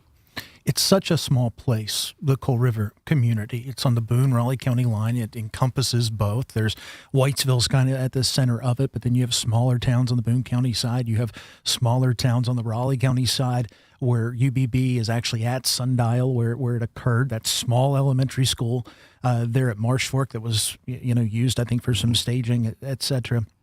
As you go throughout the community, because it is so small, you see children, you see spouses, you see parents, aunts and uncles of these individuals, and you talk about you're still trying to heal. Do folks still get together and just talk about the event as a way to try to heal and share stories? I mean, growing up there, that was the big thing, right? You're always sharing stories. You're always talking about the past. Has that continued? Sure, absolutely. For the longest time, my family owned a grocery store and restaurant there in Whitesville.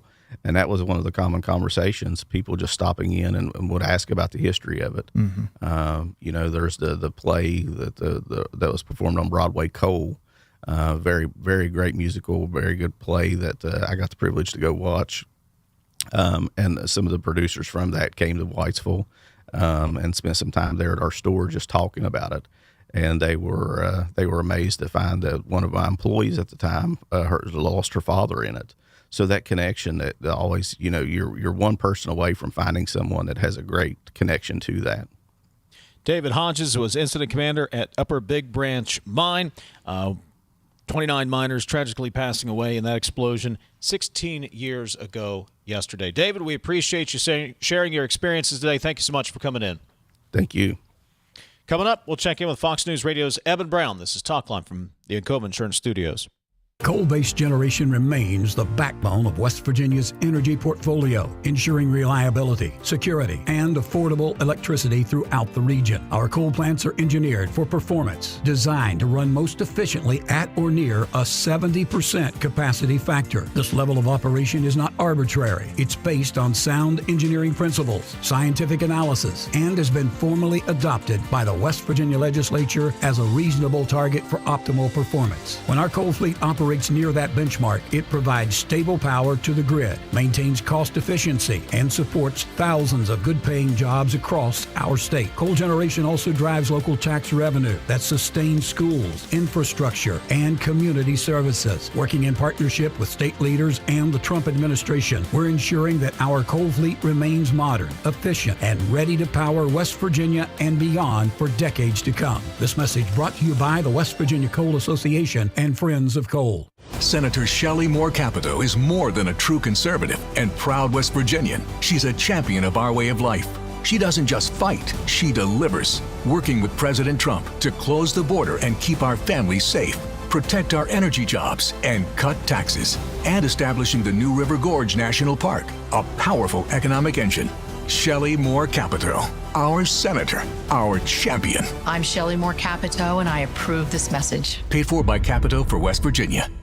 Diabetes is the most common endocrine disease in the U.S., and WVU Medicine endocrinologists offer comprehensive care for this chronic disease. We also treat parathyroid, pituitary, thyroid, reproductive, and adrenal gland conditions. Trust WVU Medicine's fellowship-trained and board-certified endocrinologists to provide world-class care for all endocrine disorders. Call 855-WVU-CARE or visit wvumedicine.org/endocrinology. You're listening to Talkline on Metro News, the voice of West Virginia.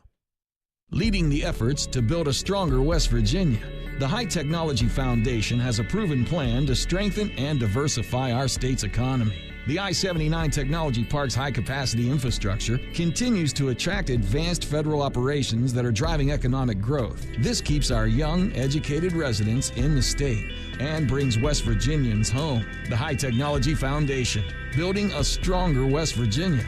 Learn more today at WVHTF.org.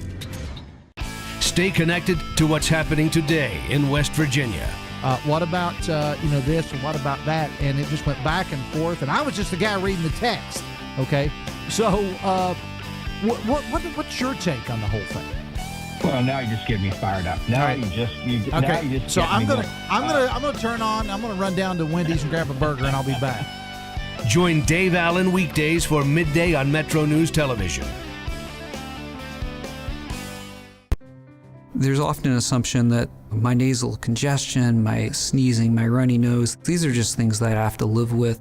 A lot of times patients will tell me, I've tried every allergy medication, every nasal spray, I've done it all, doc. And then I'll frequently say, what about this? You need to come to the WVU Medicine Sinus and Allergy Center. If those things haven't worked, there are new options, new treatments. There's probably something we can do to help. You don't just have to live with those symptoms. Sunshine, open roads, and a new Toyota from Dan Cava Toyota World. Lease an all-new Camry for as low as $398 a month. All new Tundras now up to $8,000 off. All new Tacomas now up to $4,500 off or lease as low as $399 a month. $7,500 off the new BZ or 0% financing for 72 months. We've got a Toyota for you at Dan Cava Toyota World in Fairmont. Shop the world.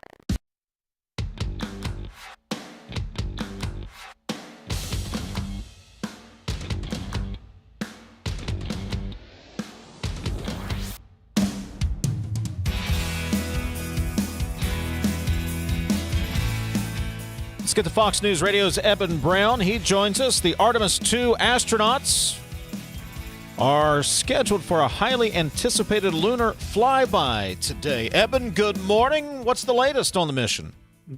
Good morning. Yeah, the latest is just as you said. Today is the day where they will do this flyby of the moon. They will circle around it, around the back of it, and there will actually be about a 40-minute to an hour period where we lose signal with them as they go behind the moon.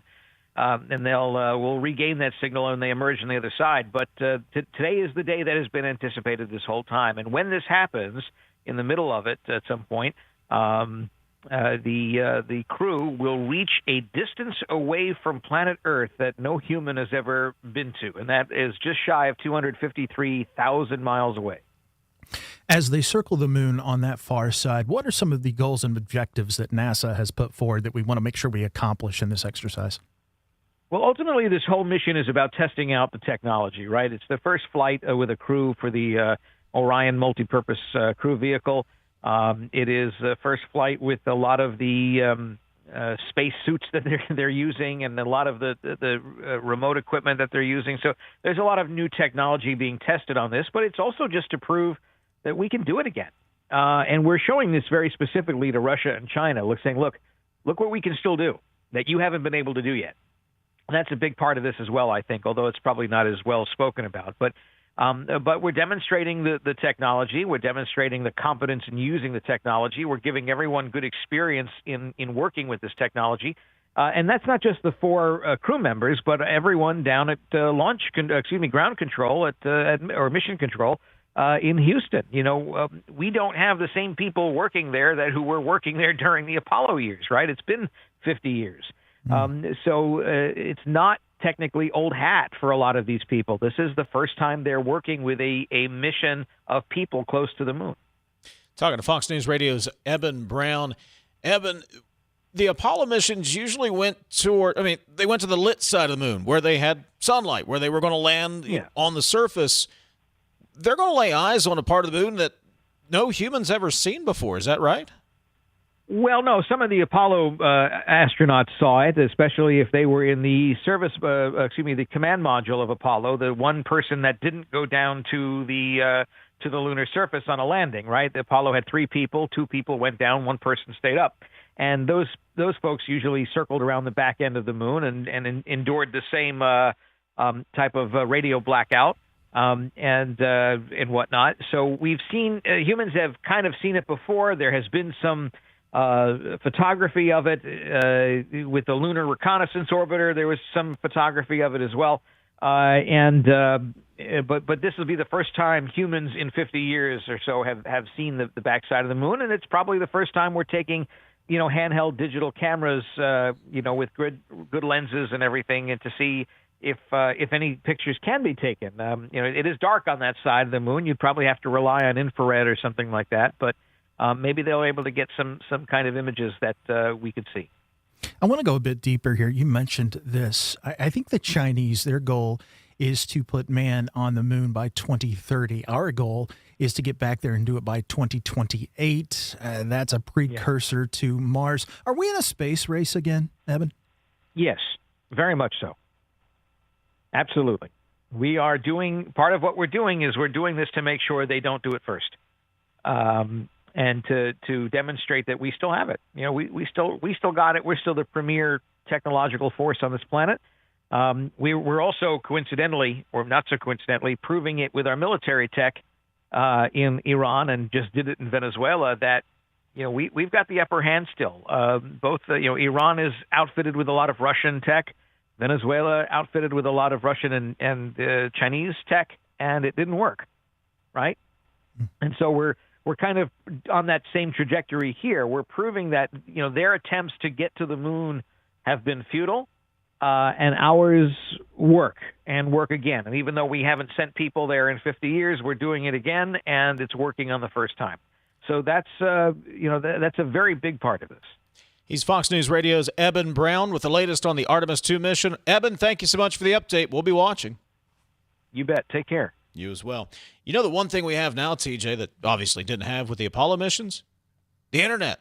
You can see the pictures. There's a live video stream. If you want to keep watching what's going on, you can listen to the communications.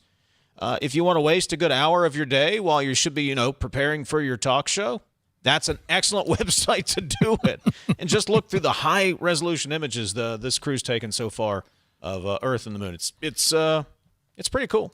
And I can't stress enough, I forget if the piece was in the Times or if I read it in the Journal, but it was talking about what Eben was talking about with the Chinese.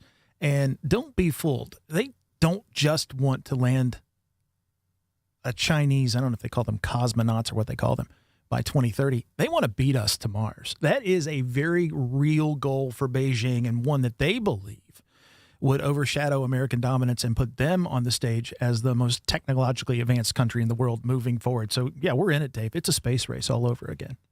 Coming up after the news, we'll talk some basketball. Be joined by Herd women's basketball players Meredith, Maier, and Peyton, Illderton. A little bit later, Kyle Wiggs will join us as well. This is Talkline from the Cove Insurance Studios on Metro News, the voice of West Virginia. It's 11:30. Let's get a news update from the Metro News Radio Network. Find out what's happening across the great state of West Virginia. West Virginia Metro News, I'm Chris Lawrence. The Berkeley County School Board looking for community approval in the May 12th primary election of a $115 million bond. That's aimed at modernizing and addressing rapid enrollment growth in the county school system. Superintendent Ryan Sachs says the biggest project, the new Hedgesville Middle School. It's time for us to be able to have a facility for the Hedgesville Middle School community that is commensurate with the awesome learning that is going on in those walls. And the old Hedgesville Middle School, the hope is to be able to, and it's actually in the bond, is that it would be repurposed for a daytime alternative school for students. And the funds would also be put toward modernizing and upgrading the county's vocational technical school and various other upgrades. An annual litter cleanup gets started today. Pick a Shine program coordinator Chris Cartwright shares what he hopes the program will pick up this spring. several hundred tons of litter and debris across the state, and somewhere in the neighborhood of 500 or 600 tires. The program reporting 3,800 volunteers from last year's event. The Make It Shine program originally began in 1994. This year's event will run through April 19th. Cartwright says there's plenty of opportunities for volunteers to get involved through visiting the Make It Shine website. That's Jack Carlson. If you have any plans in the garden or the flower bed, you may want to be on alert. There was some frost this morning, and the National Weather Service has a freeze warning in effect tonight into tomorrow morning. Temperatures dropping but into the 30s. You're listening to Metro News, the voice of West Virginia. Come on, Liam, let's go. Get open. Come on, go for it. Wake up! Wake up, Liam! Oh, come on, use your head! Gotta want it! Dominate! There he goes again. Liam's dad yelling from the stands, trying to relive his glory days. I know. We're just trying to have fun out here and play with our friends. Like, it's not that deep. He seriously needs to get a grip. Does he really think he's helping Liam play better? I feel bad for Liam. I know he's embarrassed his dad ruins every game like this. I mean, I would be too. Someone needs to tell him this isn't about him. Yeah, stop trying to coach from the stands and just cheer. That's what Liam wants. That's what we all want. Be your student's biggest fan, not their biggest critic. This message presented by the WVSSAC and the West Virginia Athletic Directors Association. A packed house at the Cam Henderson Center on Saturday for Marshall women's basketball as they roasted Illinois State for the championship of the WNIT. Head coach Julie Folks was super impressed with the fan turnout. That was an absolutely amazing crowd, and proud that we got to say that again, to sell out the Cam and have over 5,000 people here cheering for this team. The final score, Marshall 66, Illinois State 41. From the Metro News Anchor Desk, I'm Chris Lawrence.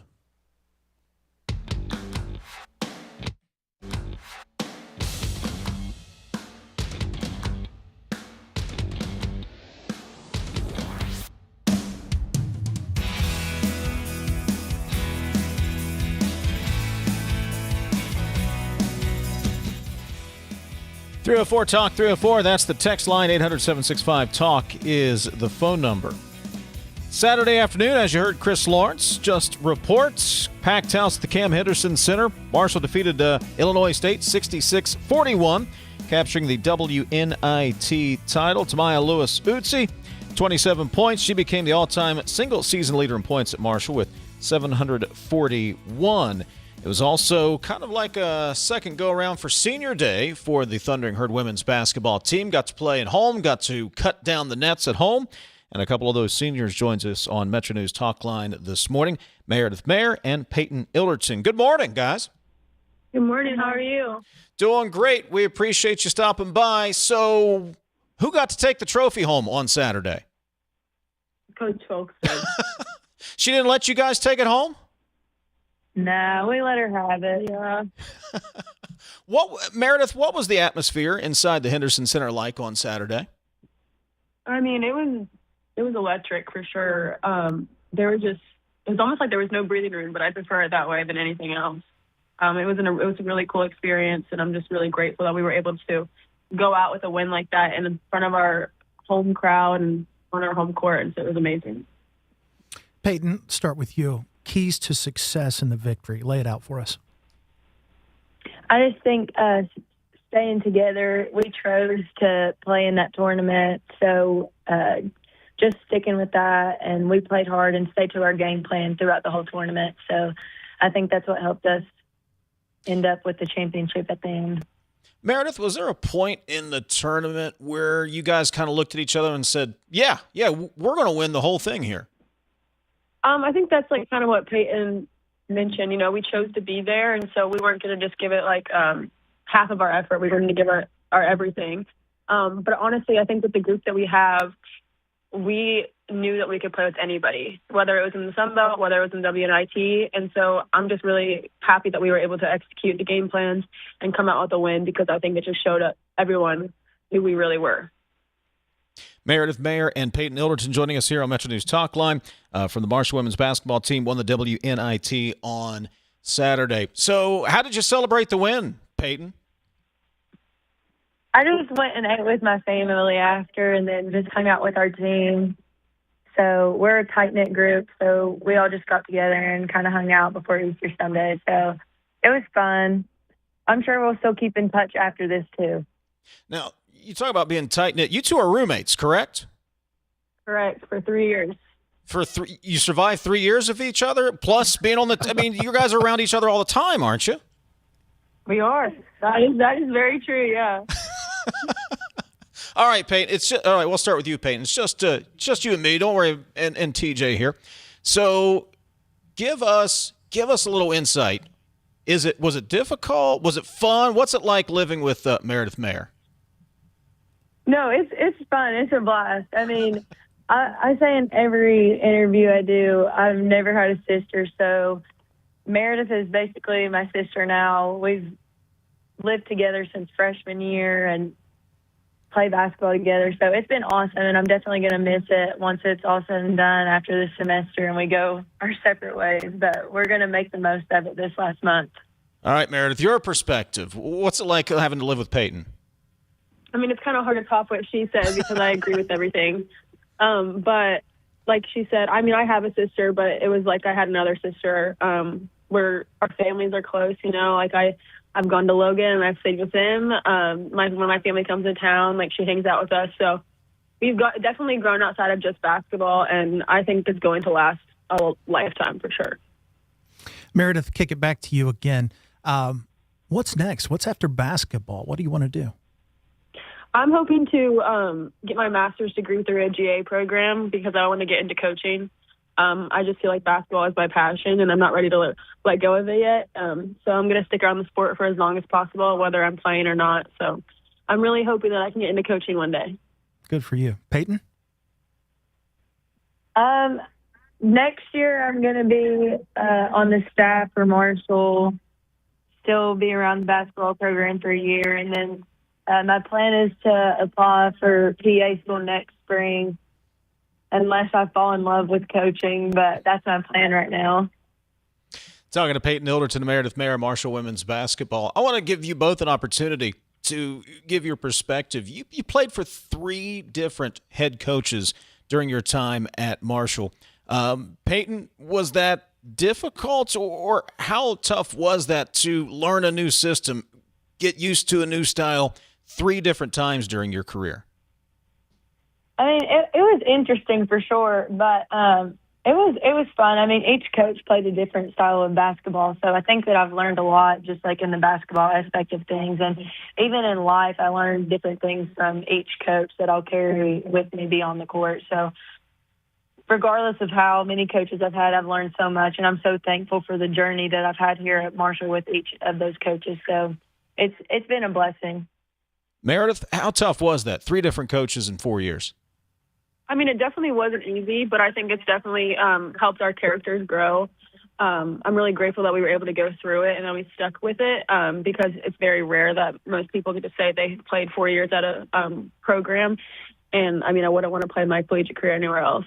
But it was definitely challenging at times. But like Peyton said, I think we learned a lot about ourselves and about the basketball. And so, I mean, it's something that I'll be able to take lessons on and off the court, like throughout life. You talk about that adversity.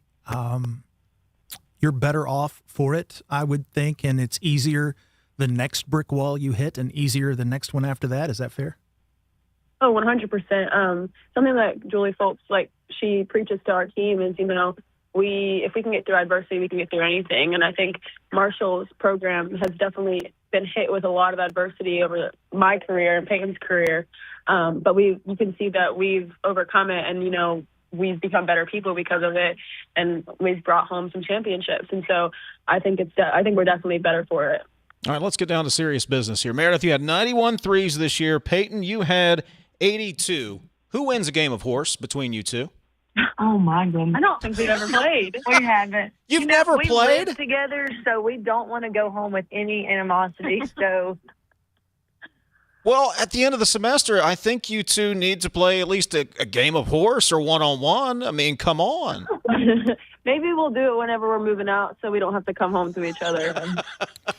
you don't have to share the results. With Peyton in the state championship, and I don't want to take another loss potentially. So there would be a lot at stake with that game. It's kind of like, Dave, it's kind of like Apollo and Rocky. You know, they got together and had it out there. No one knows what happened. You guys could do the same. You could do a little one-on-one or a little horse. So you don't have to tell people what happens, but at least you'll both know. Yeah, we would definitely be taking that to the grave. Here, I wanted to televise it, put it on the TV app. That's, it's all about the content. It's all about the content. How much fun did you guys have this? Watch this team all season long. It just looked like you guys, and you mentioned this, a tight-knit group, just had fun throughout the season. How much fun was it this year playing for Coach Folks? I mean, it was a blast. We had a lot. Being a senior, you don't have another season of this, and so I think being a senior-led team, we kind of preach like, you know what, this is our last go-around. We have to have fun with it, whether we're winning or losing. We have to soak up every moment because we're not going to get another chance at this. And so, I mean, I personally had a blast. I know Peyton definitely had a blast. Just doing what we love one last time together. Peyton, anything to add? I mean, I think the same, exactly what Maier said. I'm a believer in that if you're having fun, you're going to produce out there. And, I mean, I think my smile probably said it every game out there. I had a blast all the season, and it paid off. This group is so special, and the coaching staff is so special, and it's going to be relationships that we carry forever. So when you love your teammates, it's easy. No question. Just want to say proud of you both, and thanks for being good ambassadors for Marshall and West Virginia. Appreciate you and what you do. Thank you so much. And let us know. We'll get this game of one-on-one scheduled up. We'll get the TV crew there. We'll get it all situated here before the end of the semester, okay? Just let us know. Okay. We'll let you know. Appreciate it. Meredith Maier, the Fairmont State Polar Bear legend, and, of course, the Logan Wildcat legend, Peyton Illderton, as well. Marshall women's basketball winning the WNIT on Saturday. Hey, congratulations, guys, and best of luck moving forward. Thank you. Coming up, Kyle Wiggs will join us next. This is Talkline from the Encova Insurance Studios. Coal-based generation remains the backbone of West Virginia's energy portfolio, ensuring reliability, security, and affordable electricity throughout the region. Our coal plants are engineered for performance, designed to run most efficiently at or near a 70% capacity factor. This level of operation is not arbitrary. It's based on sound engineering principles, scientific analysis, and has been formally adopted by the West Virginia Legislature as a reasonable target for optimal performance. When our coal fleet operates near that benchmark, it provides stable power to the grid, maintains cost efficiency, and supports thousands of good-paying jobs across our state. Coal generation also drives local tax revenue that sustains schools, infrastructure, and community services. Working in partnership with state leaders and the Trump administration, we're ensuring that our coal fleet remains modern, efficient, and ready to power West Virginia and beyond for decades to come. This message brought to you by the West Virginia Coal Association and Friends of Coal. We are there for you, to care for you at the health plan. We are here for you. For over 4 decades, we've been rooted deep inside West Virginia. Through thick and thin, supporting local families and businesses. Proudly serving your neighborhood since 1979. Your trusted partner in the community. The health plan. We are here for you.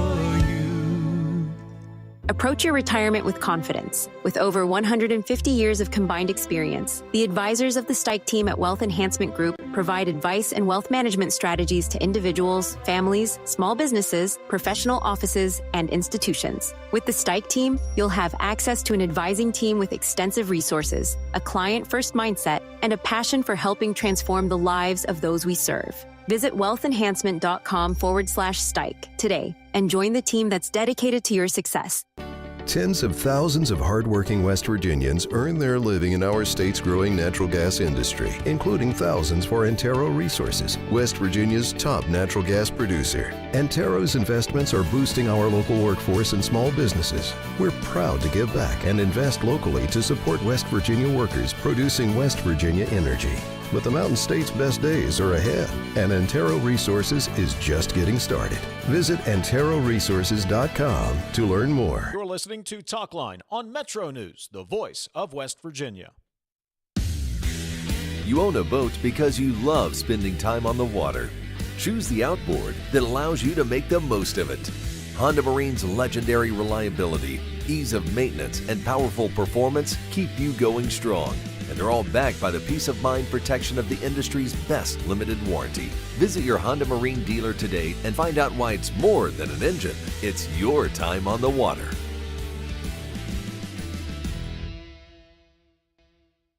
Leading the efforts to build a stronger West Virginia, the High Technology Foundation has a proven plan to strengthen and diversify our state's economy. The I-79 Technology Park's high-capacity infrastructure continues to attract advanced federal operations that are driving economic growth. This keeps our young, educated residents in the state and brings West Virginians home. The High Technology Foundation, building a stronger West Virginia.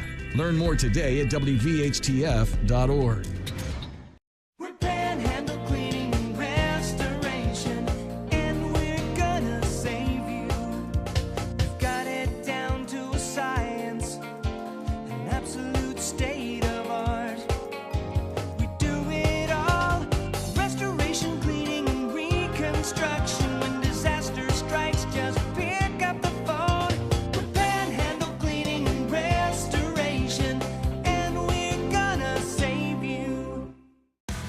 With MetroNews Hotline.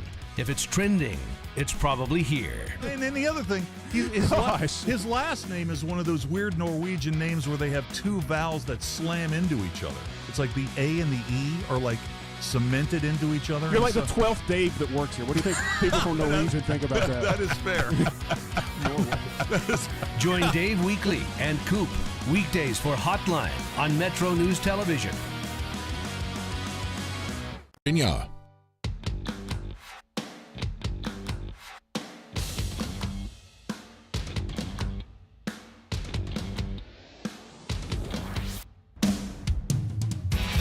MetroNews Talkline is presented by Encova Insurance, encircling you with coverage to protect what you care about most. Visit Encova.com to learn more. Yesterday in Las Vegas, Mountaineers beat Oklahoma 89-82 in overtime, securing the college basketball crown championship. Kyle Wiggs, host of the MetroNews Sportsline, joins us. And Kyle, Mountaineers trailed for a lot of the second half, but Honor Huff going out with an exclamation mark.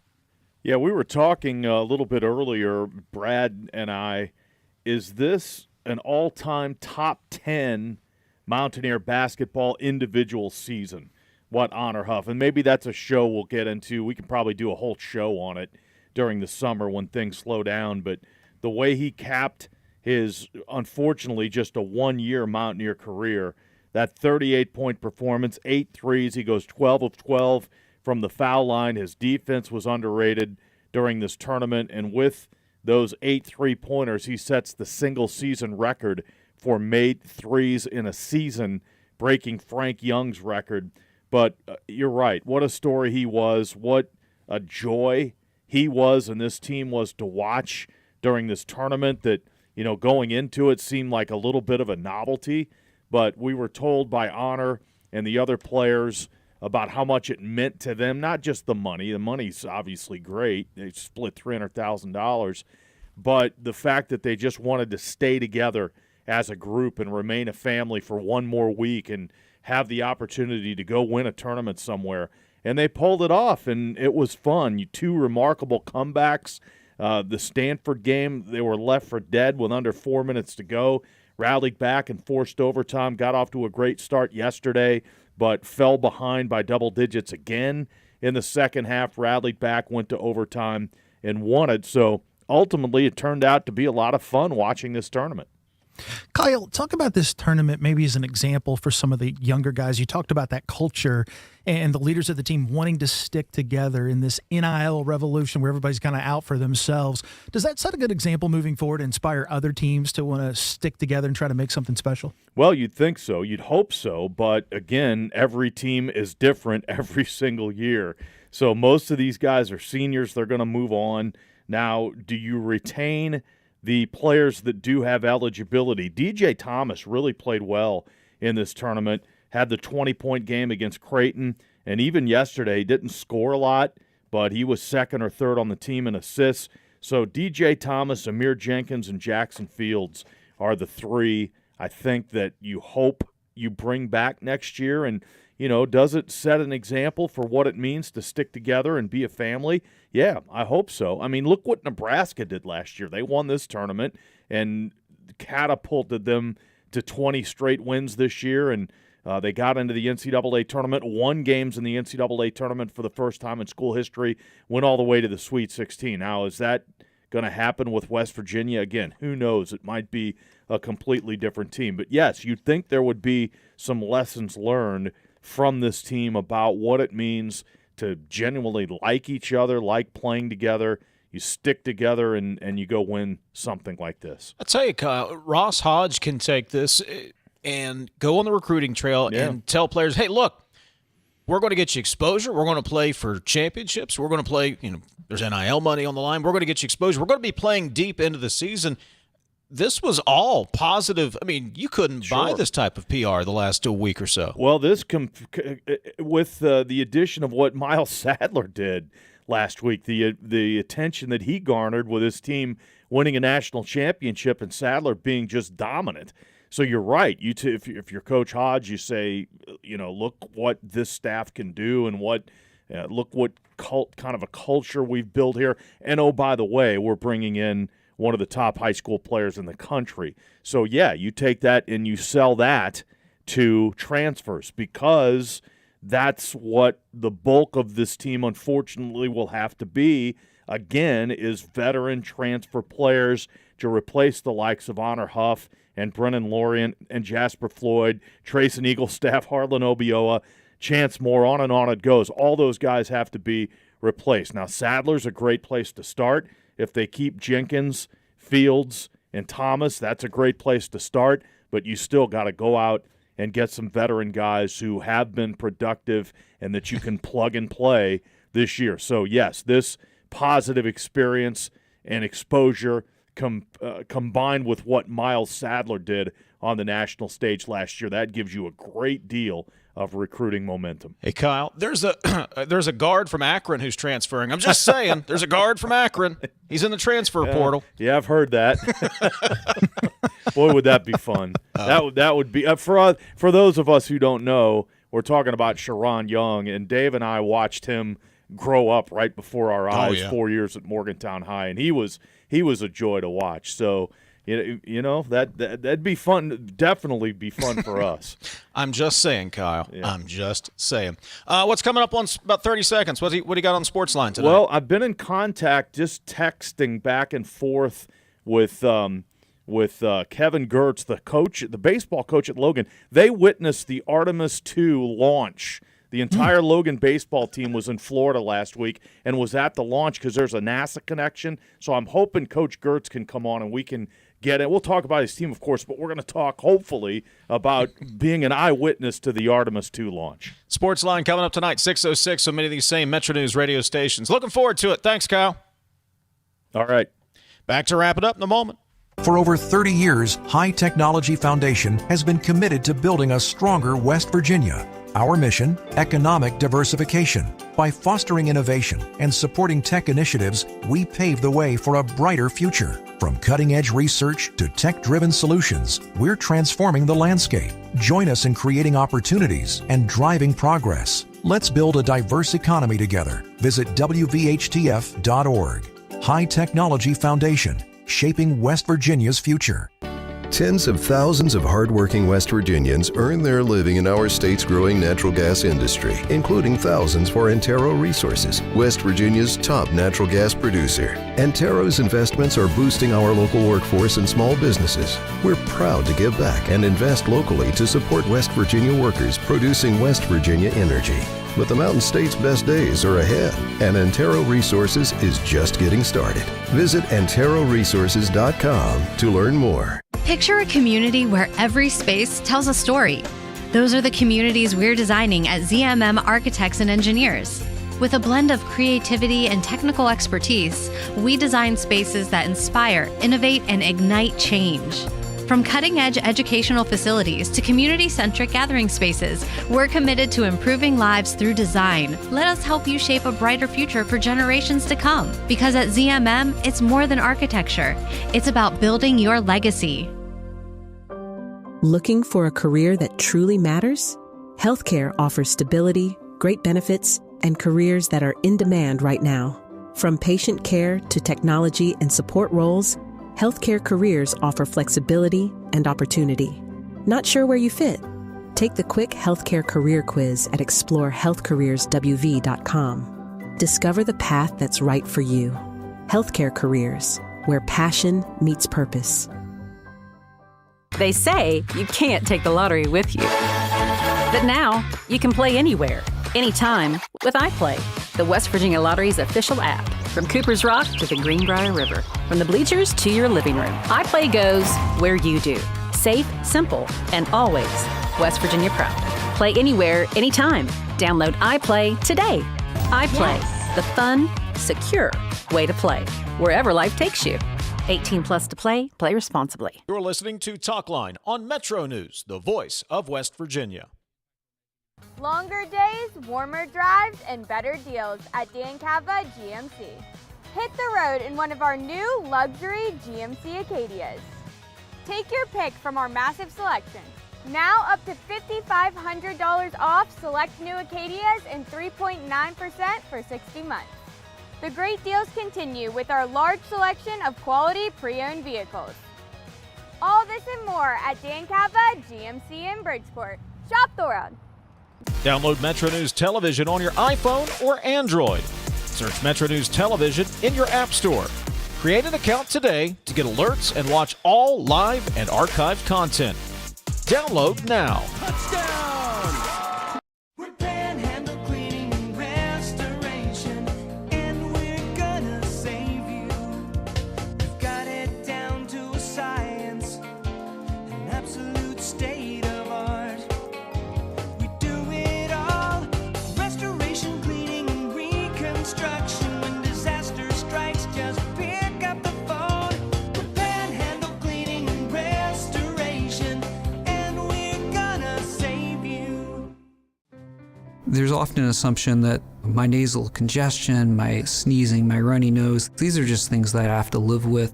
A lot of times patients will tell me, I've tried every allergy medication, every nasal spray, I've done it all, doc. And then I'll frequently say, what about this? You need to come to the WVU Medicine Sinus and Allergy Center. If those things haven't worked, there are new options, new treatments. There's probably something we can do to help. You don't just have to live with those symptoms. You own a boat because you love spending time on the water. Choose the outboard that allows you to make the most of it. Honda Marine's legendary reliability, ease of maintenance, and powerful performance keep you going strong.